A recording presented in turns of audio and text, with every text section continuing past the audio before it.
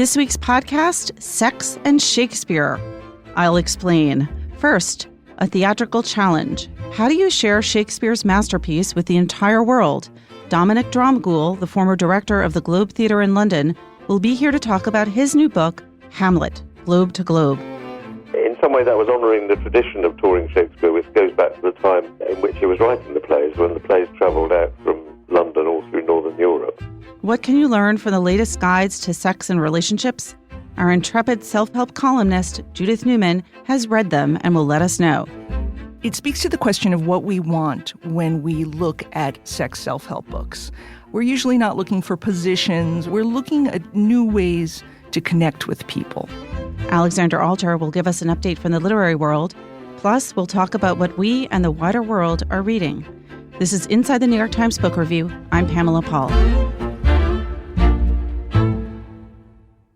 Dominic Dromgoole joins us now from London. He is the author of Hamlet, Globe to Globe, 2 years, 190,000 miles, 197 countries, one play. Dominic, thank you for being here. Pleasure. So you were, from 2006 to 2016, the artistic director of Shakespeare's Globe Theatre in London, which I think sounds to a lot of people like a total dream job. What was it actually like? It is a total dream job. I mean, it's a complete privilege for a whole bizarre collection of different reasons. I think most is the excitement and the appetite and the hunger of the audience that arrive every afternoon and every evening to see shows. Is just this constant injection of goodwill and enthusiasm, the like of which I don't think you get in any other job in the world. And so if there are tough bits, and it is exhausting and it is a bit training and you've got to fight battles and whatever, you're constantly refreshed by just this enormous hope and appetite of the audience for the stories of Shakespeare. How did you get to that dream job? I ran a couple of other theatres. I ran a small theatre that did a lot of new writing. I ran a touring company that did a variety of different shows, and I wrote a book about growing up with Shakespeare and the influence that Shakespeare had on me throughout my life. I think in the absence of anything else big and canonical like the Bible or a solid political viewpoint, I think I fell back on Shakespeare as the solid institutional body of wisdom against which I would find out who I was. And that happened all through my life. So I wrote a book about that. So even though I hadn't directed a lot of Shakespeare when I took on the Globe, I was very well versed in the plays. So that first book was Will and Me, How Shakespeare Took Over My Life, which is a great title. And another great title with the new book, Hamlet, Globe to Globe. This started off as an idea that you had while you were the artistic director of the Globe Theatre. What was that idea and how did you come up with it?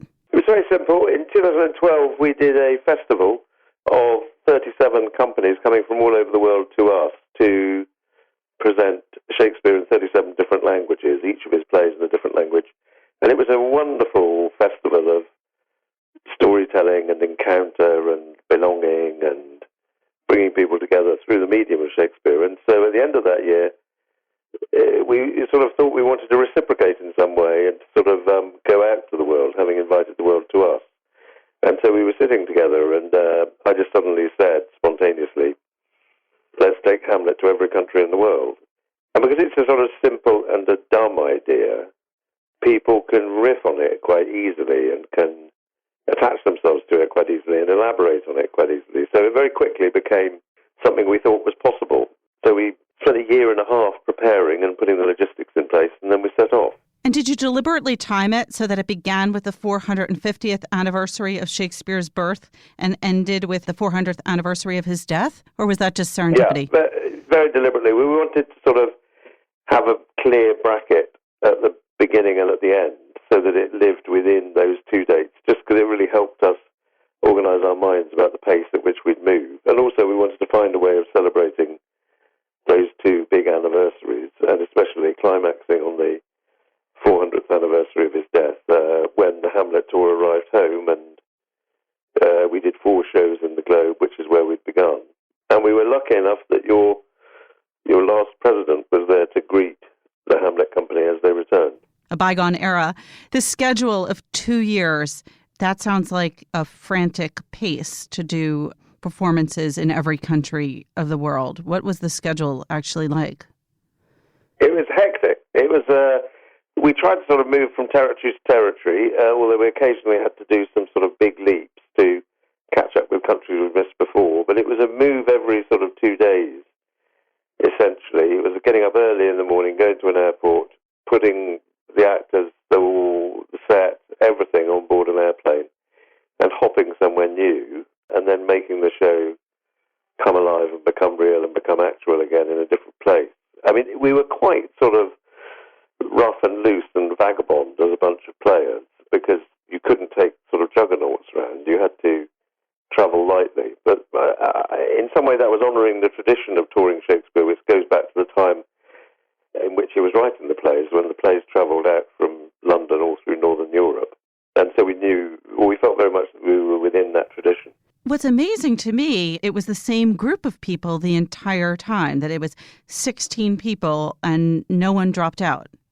It's phenomenal, isn't it? I think you're right. I think that's the biggest miracle of it all, is that the 16 people who left are the 16 people who came home. They were very determined, they were very rigorous, they were very self-disciplined, and they all knew that they wanted to finish it. And they wanted to finish it together and sort of walk over the finishing line holding hands. And their sense of sort of esprit de corps was incredibly moving and rich as something to be close to and something to be attached to. It must have been challenging, especially given that you did end up going to nearly every country, 197, that not all of these places were easy countries to travel in, with cuisines that go down without challenge. Nobody got sick? There was a sort of collection of sicknesses that moved through the group at different moments, but we had a sort of squad system for the company so that there was always cover. So we had 2 Hamlets, we had 3 Ophelias, we had 3 Poloniuses. So, there was always someone who could step in and take over. But no, it was properly dangerous at moments and properly difficult. And we went into countries that were thought to be inaccessible.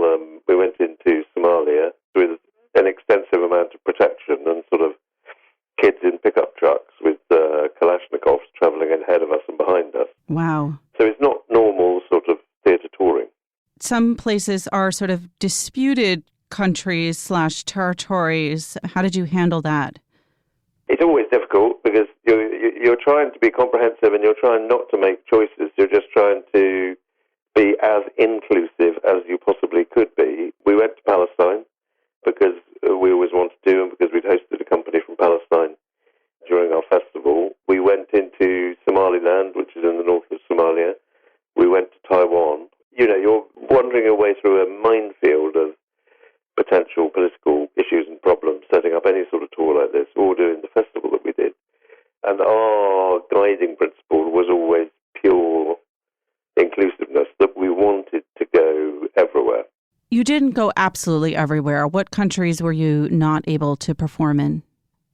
We couldn't go, certain countries were just too dangerous. And so when we couldn't go in, what we tried to do was we tried to play nearby to refugees from that country. So with Syria, we couldn't go into Syria, so we played in what isn't really a refugee camp. It's more of a city in the north of Jordan, Zatari, which is full of about 120,000 Syrian refugees. We played there. In Cameroon, we played to refugees from the Central African Republic. In Djibouti, we played to refugees from the Yemen.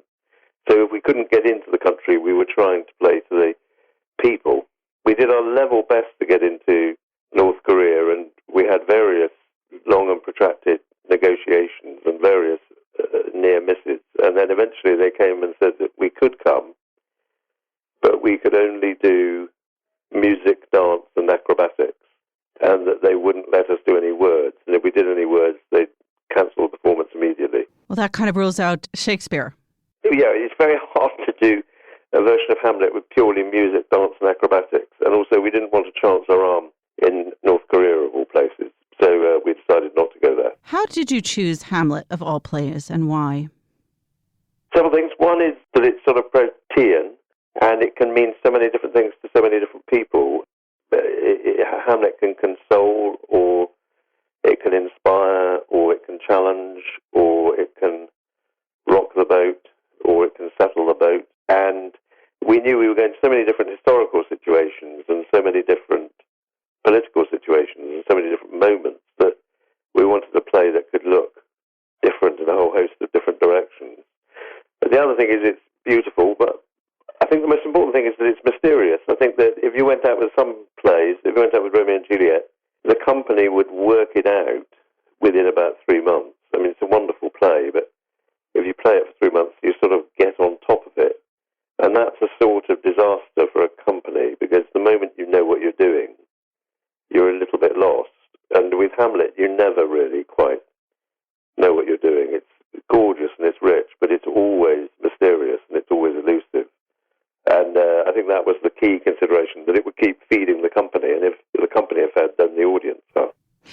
You performed it nonetheless in Shakespearean English, which is not everyone's first language. Certain places, did they do subtitles? Did you feel like the audience got the play? Yeah, there were a mix of things. We did subtitles, we did synopses, we occasionally had people telling the story on the side. It was very much, when we invited all of the countries to come to the Globe for the festival, we didn't do subtitles, because I'm a great believer that listening to language is a very rich and very physical, visceral experience. And I love watching plays in other languages myself, and I know a lot of other people that do. And if you're constantly flicking your eyes away to subtitles, it sort of detracts from your immediacy of your enjoyment of what you're seeing. So we want a little bit of that. And I mean, people understand the narrative of Hamlet, and it was a very simple, modest storytelling version of the play. And so people sort of got it in quite an elemental and quite a essential way. What are the universal themes of Hamlet that you think sort of transcended all of the differences in these countries? I think, to be honest, the thing that surprised me was my understanding of it changed in the course of the tour. I think by the end, I sort of understood that it's a play about restlessness and change and revolution. I think at the beginning I thought it was a play about travelling to a calm place, and by the end I thought it was about travelling to an unsettled or an unsettling place. You know, if you are in certain countries, quite a lot of countries, and your opening image is a king standing at a height giving orders, and then a young man standing in front of him who's clearly violently dissatisfied with that king and loathes him, the immediacy of the response to that was very real and very illuminating for me. You know, Hamlet is always trying to make a new modern, and is always trying to make a future. And so every country we were in different ways wanted to reshape the modern and reshape the future. And I think it really speaks to people who are restless for change. It's amazing that someone like you, who obviously knows Hamlet, knew Hamlet before you set out to do this, could learn something new about the play. Did you also learn anything new or come to any new understanding of Shakespeare? Yeah, I think every time you sit down and watch the play, you understand something new. I think that the thing about Shakespeare that's so extraordinary and so powerful is that he doesn't homogenize the world. He doesn't unite the world. He doesn't say we've all got to be the same. His plays are so rich in variety and difference and contrary energies that he can talk to the whole world, and he can say, you know, everyone can come together to understand this story, and everyone can understand the substructure of this story and what it's about. That doesn't mean we're all identical, and that doesn't mean we're all necessarily similar. We can be different and the same at the same time, if that makes any sense. I think it makes a lot of sense, especially for this particular moment in world history. Dominic, thank you so much. Pleasure. The book again is Hamlet, Globe to Globe, 2 years, 190,000 miles, 197 countries, one play by Dominic Dromgoole.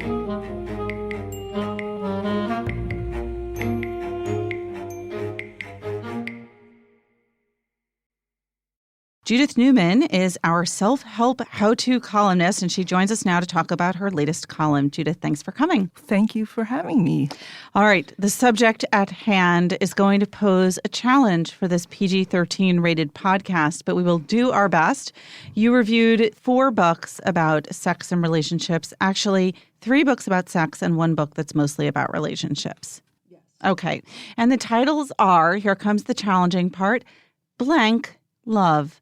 One Shrink Sensible Advice for Finding a Lasting Relationship by Michael Bennett and Sarah Bennett. That's interesting because it's one shrink, and yet there are 2 authors. I'm assuming you'll explain that to us later. The second book is Becoming Clitorate. I think I can say that word. Why Orgasm Equality Matters and How to Get It by Lori Mintz. The third is It Takes One to Tango, How I Rescued My Marriage with Almost No Help from My Spouse and How You Can Too, by Winifred M. Riley. And the 4th book is Sex That Works, An Intimate Guide to Awakening Your Erotic Life by Wendy Sturgar. That's how I think we pronounce it, Strgar. We'll perhaps have more trouble making this podcast PG-13 than we will have pronouncing Wendy Sturgar's name. All right, Judith, let's start with the unspeakable first title, Blank Love, or Beep Love, whichever sounds better. Well, here's the thing about F Love. It's a relationship book, and the idea of it is that it's better not to look at this in vastly emotional terms. It's much better to look at this as you are a corporation and you want to make sure that you're protecting your bottom line by being kind of sensible about who you choose and why you choose them. Who you employ. Who you employ in this little corporation of you. And this is a psychiatrist and his daughter who are really very, very smart and very, very funny about this. They go through in an almost PowerPoint kind of way all of the reasons that we might make any particular decision. For example, why we want to get married. And they kind of start out with people who are moderately interested in marriage, certainly positively interested in marriage, and then basically are in an existential crisis if they don't meet the person they want right now. I have to say one thing about the packaging of this book, which is interesting, in that it does not have a jacket on it, but the jacketless cover is very explicit with the title. So this is just FYI, not a book that you can read openly on the subway without everyone else knowing what you're reading. I'm a little bit cranky about all of the titles with curses in them that just get us to pay attention that way. On the other hand, I'm willing to make exceptions for really good books, and this is one of them. Even though they're essentially scolding you for 200 pages about what a dummy you are most of the time when it comes to love and sex. What was the best piece of advice you got from this book? I think I can say the best piece of advice for all of these books in general. It speaks to the question of what we want when we look at sex self-help books. We're usually not looking for positions or anything, although that can be possible, but we're not looking for that. We're looking at new ways to connect with people. Mm-hmm. This book is not so much about sex. I like the advice that it gives that warns us of what can trip us up along the way. And what can trip us up along the way is desperation. I want to talk a little bit about your process because these 4 books you selected yourself as the sex and relationship books to talk to. It's not like you had a dearth of options because as our columnist, we present to you hundreds of books and you choose which subjects call out to you and then in that subject area, which books to review. How did you decide to review these 4 books? Well, I know it'll be shocking to you, Pamela, that a middle-aged, slightly overweight woman with an 84-year-old husband might be interested in upping her sex life. But that, in fact, certainly played a role in how I decided to do sex books this time.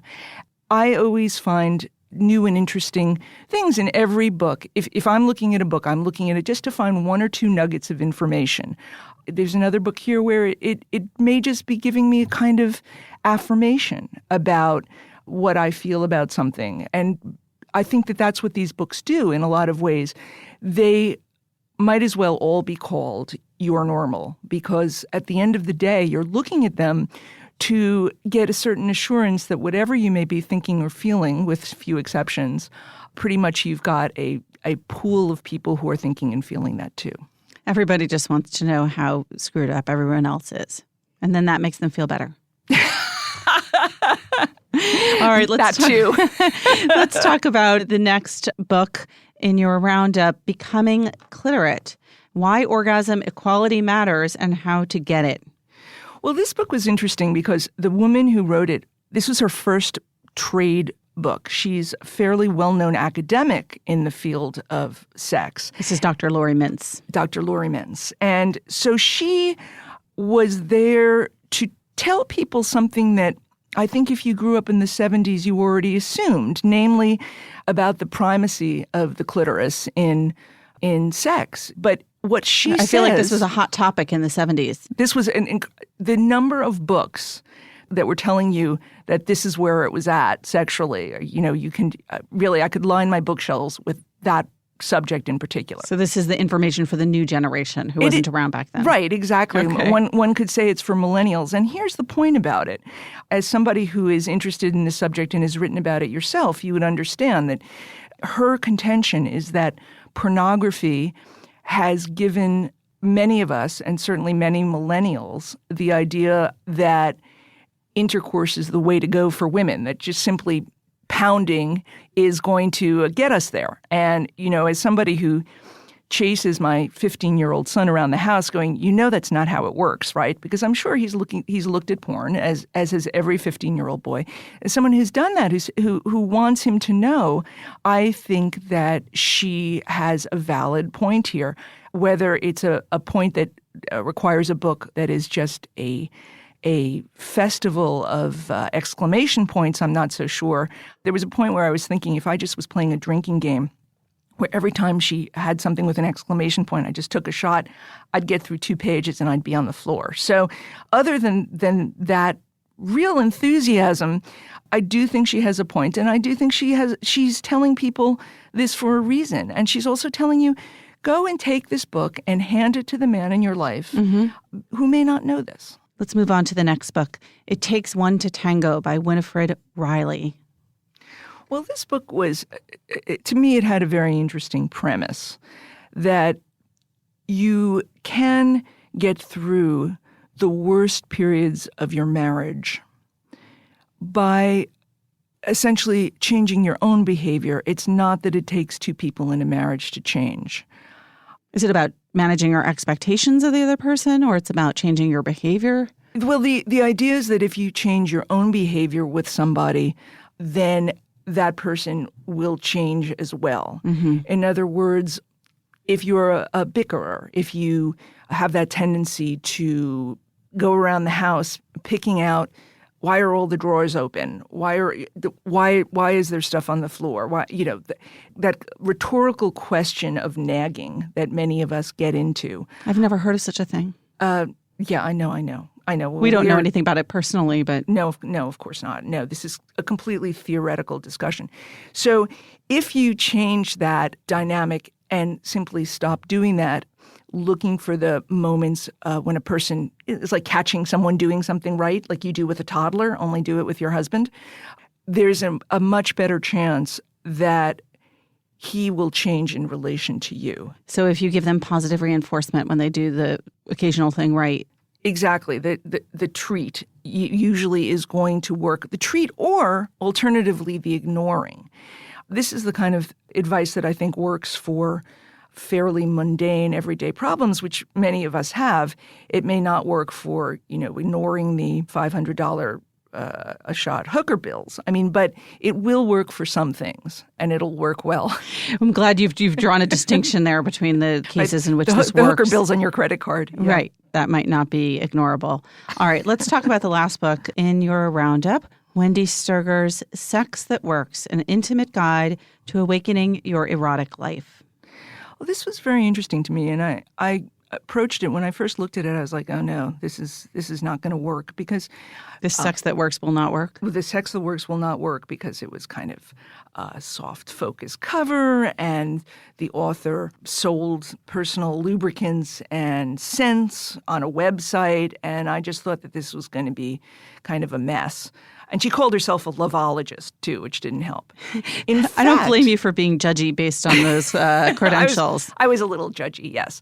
But as it turns out, I was wrong, because of all of these books, this one was the most inspirational. She told her own story of bringing her marriage back from having affairs and from a dead sex life. And in fact, in this book, she was the one who had an affair when her sex life was dead.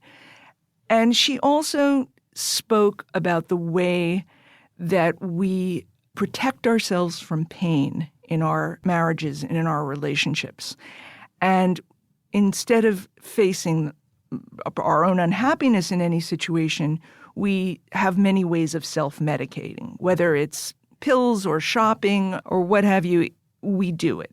And she is offering a path to a kind of courage to take those aspects of our lives and turning them around. And I have to say, anybody who has been faking pleasure for many years will hear what she's saying. And it's a very valid argument to me to talk about that. And she says that the reason that we are a less orgasmic culture, women in our culture are less orgasmic than in Europe, has to do with this kind of dishonesty that we live every day.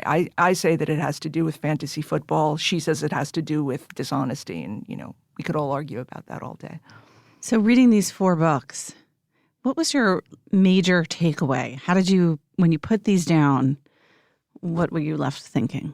I was left thinking that the most important thing in a long-term sexual relationship, the most important thing is never say never.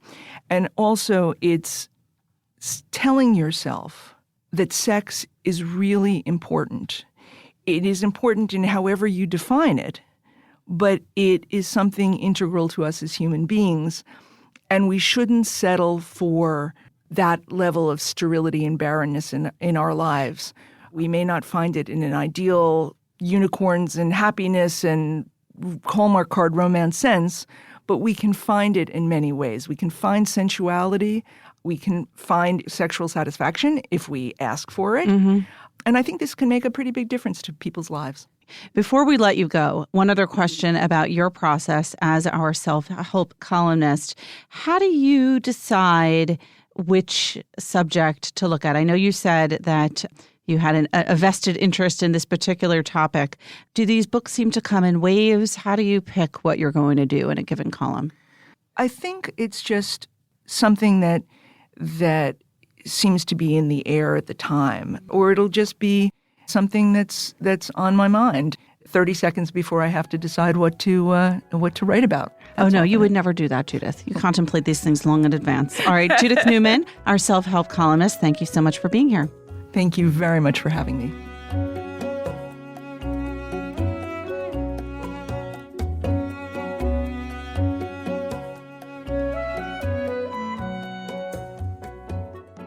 Alexandra Alter joins us now with some news from the publishing world. Hi, Alexandra. Hi, Pamela. What's going on? So a lot of discussion has been unfolding in the last couple of weeks in the publishing industry about the fate of Bill O'Reilly, who, as well as being a famous television host on Fox News, where he has recently been dismissed, he's a huge author.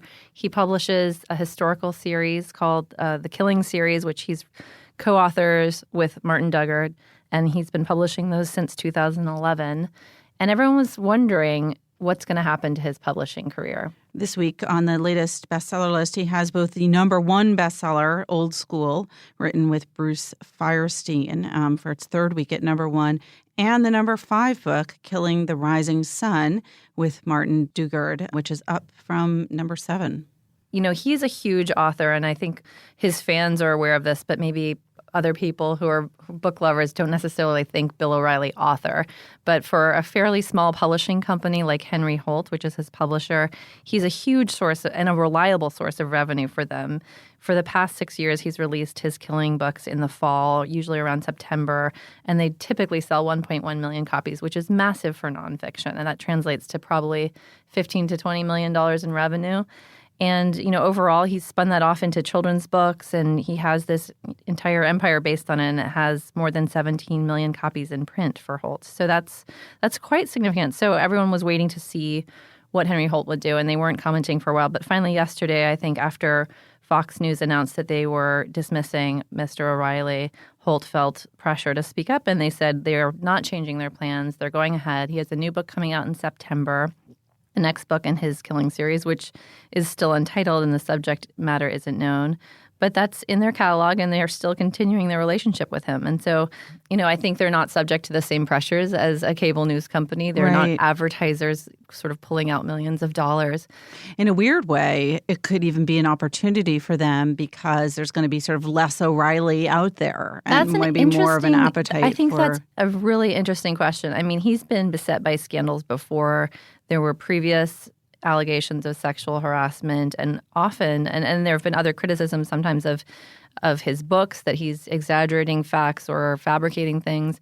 And you see people rally around him. His hardcore fans often say, this is a left-wing attack on him, it's baseless, and we're going to stick with him. So you could see people supporting him even more in his hardcore fan base. It's interesting because we don't really know how many of his readers are necessarily really staunch supporters. Apparently, according to some surveys by reputable book industry groups, a lot of his readers are women. Mm-hmm. Around half of them, in fact, possibly.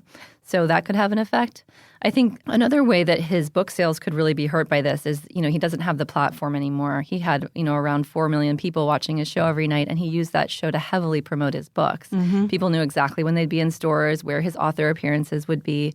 So he had this built-in marketing mechanism. Is that unusual for TV hosts to plug their own books on their own shows, or is that par for the course? I think it is very common. I don't know. I don't watch too much TV, but I know that publishers are always eager to sign up books by TV hosts for that very reason. Because it's so crazy to me, like the idea of buy my book, and by the way, they'll in hold Beirut it up on today. The show. Yes. Mm-hmm. Yes. I mean, they'll hold up the cover and say, I'll be in, the Barnes & Noble in Indianapolis tonight. So everyone come out. So that's been, I think, a huge contributor to his success as an author was just his platform and his visibility. And it'll be interesting to see what happens. I mean, so far, according to the Nielsen numbers, his sales haven't plummeted. Lately, they've sort of dipped off. The latest book that you mentioned, Old School, which came out in late March, sold 67,500 copies in its first week, according to BookScan. And that just tracks 85% of the print market. So it's not totally conclusive, but it shows a good chunk of it. And then the second week, it sold 41,300 copies. And that's, it's not unusual for sales to sort of trail off like that. Because there's so many pre-orders. There's so many pre-orders that get bundled into the first week. And the first week was before the New York Times report showing all the sexual harassment allegations against him. So we'll see what happens with his sales figures and whether or not fans start defecting as a result of this. All right. Stay tuned. Stay tuned. Alexandra, thank you. Thank you.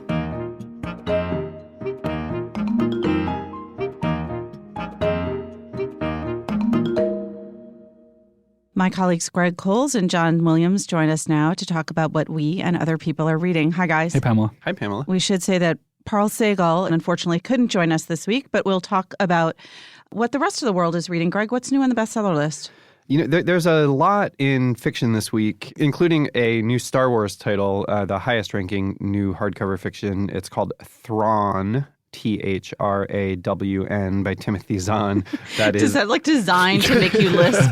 Thrawn. That's new at number 2. And then a whole bunch of other new fiction with some familiar names. Lisa Scottolene is on there. Jeffrey Deaver is on there. James Patterson, of course, remains on the list. He's got a new one with a guy named Frank Constantini. And it goes on from there. Anne Hillerman, Tony Hillerman's daughter, continues his Leaphorn and Chi series with her third addition to that series. On nonfiction, it's nice to see our guest from last week, Elizabeth Rosenthal, debut on the list at number 6 with her book, An American Sickness. Yeah, she's not even the highest-ranking new nonfiction. That is The True Jesus by Rush Limbaugh's brother, David Limbaugh. And another recent podcast guest debuts on the combined list, number 13, Jason Zinnemann, who's the Times comedy critic in his biography of David Letterman. Yeah, that's what being on the podcast will do for you. Dave never really goes away. John and Greg write some books. All right, John, what are you reading? I'm reading two things. I'm about halfway through David Gran's new book, Killers of the Flower Moon.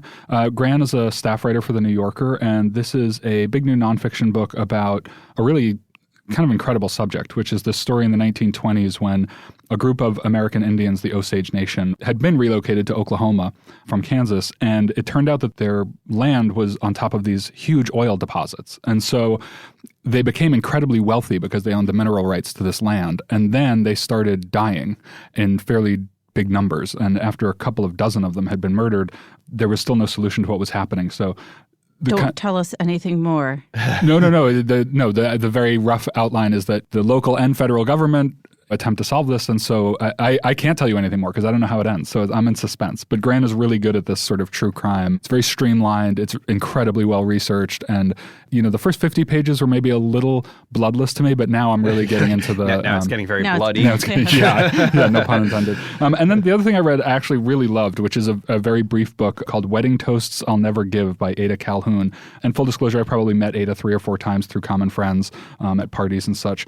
But she wrote a modern love column for the Times last year that ended up being one of the top, I think, 40 things read on the site all year. And this is about 150 pages. It's just this really lovely meditation on what it means to be married and faithful, in this age. And it draws a lot on her own life with her husband and her son. But it also brings in famous people and what they've said about love, everyone from James Baldwin to, weirdly, J.R.R. Tolkien. It's also this mix of romantic and stoic that I really like and relate to. And it's certainly not meant to self-help. It's something I think that you could give to newlyweds, for instance, as a gift of sort of wisdom and counsel. But also for someone like me who's, single and dating, there's just a lot about what we want and expect from each other, and that's useful to keep your mind on and to remind you of what's important and what you're looking for. So I just really felt a lot of affection for this book. So Greg, what are you reading? I don't see the Power Broker in front of you. Yeah. Well, I was away last week and I had a lot of time stuck in airports and on runways. And I finally put Robert Moses behind me. Wow. Yeah. So, oh my God, moment of silence. So I have finally put Robert Moses behind me, and I've moved on to some suitable fiction for travel snags, which is I'm on this jag lately of reading apocalyptic and dystopian fiction. You and the rest of America. Yeah. So 3 books that I have really gotten into recently.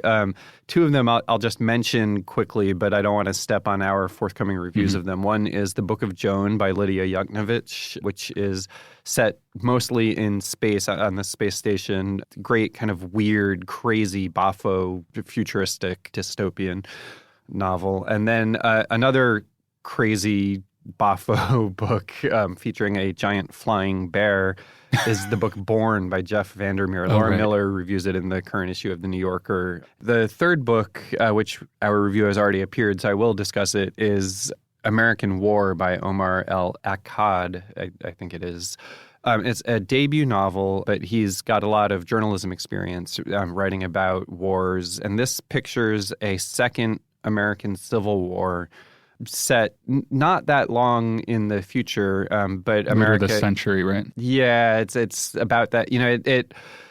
It's got this framing device, so it's set maybe 100 years in the future, but looks back. It backs up then to tell the story of the war itself, centering on this one woman. She's called Sarat, or Sarat, S-A-R-A-T. Her real name is Sarah T. Chestnut, which of course echoes. There's a Sarah Chestnut famous from the American Civil War. And her diaries. Yeah, and so this is kind of recreating her in a second Civil War. And she's got this revenge motivation that makes her like the girl with the dragon tattoo. Her family was killed in a refugee camp, and she becomes the leader of this rebel group. But also in a way that echoes Hunger Games, she starts questioning the bigger motivation of the government and the cause that she's fighting for. Can I take us a little bit further back than the Hunger Games and Girl with Dragon Tattoo? It sounds like there's also a little bit of True Grit in there. Did you ever read the Charles Portis novel True Grit? I did. It's about a young girl True sort of Grit. trying to avenge the death of her father. Yeah, there's a lot of humor in True Grit and maybe less humor in this book. And also Sarat is older than the girl from True Grit. But yeah, sure, it has that as well. Vengeful girls. Pamela, what are you reading this week? So I'm not reading what I said I was going to be reading, which was Anthony Mara's A Constellation of Vital Phenomena. I started that book, and I really like it. But as occasionally happens, I think, with me and probably with many of us, I saw something else on my shelf that I'd been meaning to read for a while now that just kind of struck my mood, which was Ben Bradley's memoir, A Good Life, with the subtitle, which I adore, Newspapering and Other Adventures. Newspapering being a word that is perhaps going the way of the dodo. But and to my mind, this book sort of just came out and was a look back at recent journalism. But so I picked it up and was a little abashed to note that it did in fact come out in 1995. So it's been 22 years that I've been intending to read this book. He was the editor of the Washington Post. Yes. And you know, their obvious comparison point is Catherine Graham's great memoir, Personal History, which I think is probably a superior book overall. But this is so much fun, I have to say. And I haven't even gotten to his major Washington Post years. He grew up in New England. He went to Harvard. He had a good life, which is why he called it A Good Life. And then he went into the Navy during World War II. So a lot about his experience in war, which was largely actually a happy and positive experience. He kind of loved it. And then he goes on to New Hampshire, where he works on a startup newspaper with a staff of 9. And it's really fun to read about that back in the days when, well, it's fun to read about it. And it's also a little bit sad because of what's happened to local reporting and just the death of local media. Right. Because, you know, this was a period in which there were already several newspapers going strong in New Hampshire at that time, but there wasn't one that was just a Sunday paper. So they started up a Sunday paper. So he writes a lot about what that was like and the kind of hyper-local stories that they would report. That must be a blast. It is a blast. Section. And it does make you feel like, you know, we've lost something. We really have lost something because I don't know who's reporting those kind of stories now and who gets to read them. Then he goes to the Washington Post briefly. Then he's in Paris, first as a press attaché, like a job for which he is totally ill-suited because he's on the side of the press and not on the side of the government. And then he moves over to Newsweek, and he is just on the brink of moving back from being a foreign correspondent for Newsweek in Paris to going back to Washington. And he writes just about the joys and romance of being a foreign correspondent, which is, of course, for those of us seated journalists, like a few people here, I don't know if you ever feel that feeling of like, you know. I'd like to be seated somewhere else. I don't know. Sometimes when people call me a journalist, I think, am I really, though? Or am I more in publishing? All right. So these are book review people here. I feel like it would have been nice to have been a foreign correspondent at some point. So anyway, that this book is just a ton of fun. I highly recommend reading it. It's more than just a book about journalism. It's a book about a period and a culture, New England culture. It sounds like a very full life in addition to a good life. Yes. And then this is kind of tangentially related. I've also just started reading the new book by Sheryl Sandberg and Adam Grant, Option B, sneak preview. They'll be on the podcast next week. This is a book that began as a Facebook post when her husband suddenly died while exercising when they were on vacation. And of course, they had 2 young children, second grader and a fourth grader. And she's the author of Lean In, as well as the COO of Facebook. And so I think for a lot of people, she seemed to, quote unquote, have it all. And then she lost something. And this book is the book that she wrote in the aftermath. And if you read the Facebook post, I thought it was incredibly moving. And very sad. It seemed like the kind of thing you immediately share with your spouse. Yes. Yeah, right. It felt like a true love story between her and her husband. And she starts off with that scene and adds to it more detail than you would have known in that immediate Facebook post. The thing about that post is that it did have that immediacy. Like, I think she wrote it, the day after or a couple of days after he died. And this is, of course, coming out much later. It's sort of a how-to book more than anything. The subtitle is Facing Adversity, Building Resilience, and Finding Joy. So anyway, I'm reading that. It's not out yet, but she'll be on the podcast next week, along with her co-author, Adam Grant, who also wrote originals. And I'm sure they'll tell everyone more about it then. We'll look forward to that. All right. Thanks, guys. Thanks, Pamela. Thanks, Pamela.